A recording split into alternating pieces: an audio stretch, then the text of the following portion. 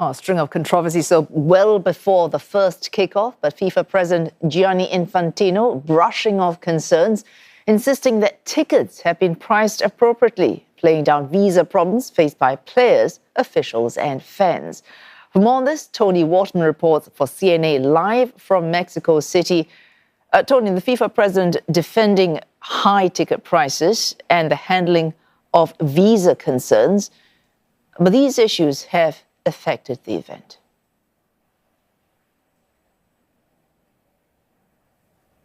Yeah, they've certainly set a mood around this World Cup because those ticket prices ranging, most of them from hundreds of dollars into the thousands of dollars per ticket, really puts this World Cup out of reach for the average soccer fan. I was talking to a couple just yesterday who said they spent $7,000 on 2 tickets to today's opening match between Mexico and South Africa.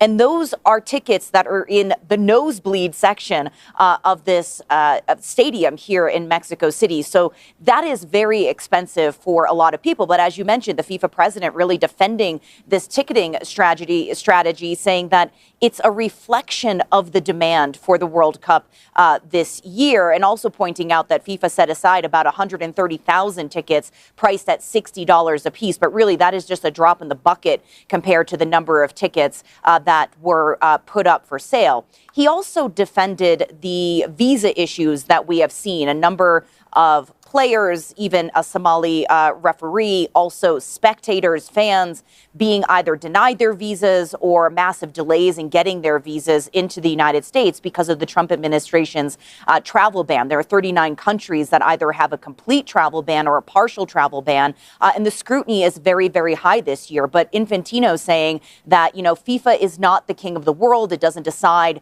who gets these visas, and ultimately countries decide who is allowed to cross their borders. At one point during this press conference last night, he was asked whether or not he regretted the United States co-hosting this event. He said no, not at all, that it would have been impossible to bring the World Cup together without the United States and without President Trump's involvement. Infantino and Trump have a very close, chummy relationship.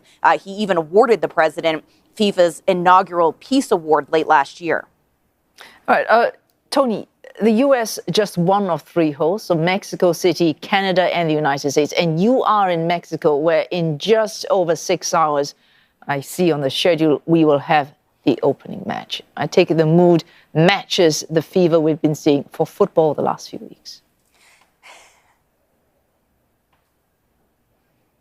Yeah, it's really been mounting over the last 24 hours. Things were pretty quiet yesterday morning, but by last night, you had fans that were out on the streets in their team jerseys, cheering, chanting, really hyping themselves up ahead of today's game. There are going to be millions of people here in Mexico City to watch this game. It's going to be played at Azteca Stadium, which is about an hour and a half south of Mexico City itself. That now has a capacity of 87,500 people. It is completely sold out. There is a fan zone down around there. There is a fan zone here in Mexico City that can hold 55,000 people. So it's expected to be just a major, major event here. One thing that's going to be a concern, if you can see here behind me, very dark clouds. It is supposed to downpour most of the day here, but I get the sense it's not going to dampen the mood on the ground. There's also going to be this fantastic opening ceremony. Shakira is going to be performing. Legendary opera singer Andrea Bocelli is going to be performing. So all of the pieces are in place for really a quite spectacular opening ceremony today. Oh, thanks. Toni Waterman reporting for CNA Live that just hours before that opening ceremony of the FIFA World Cup this year from Mexico City.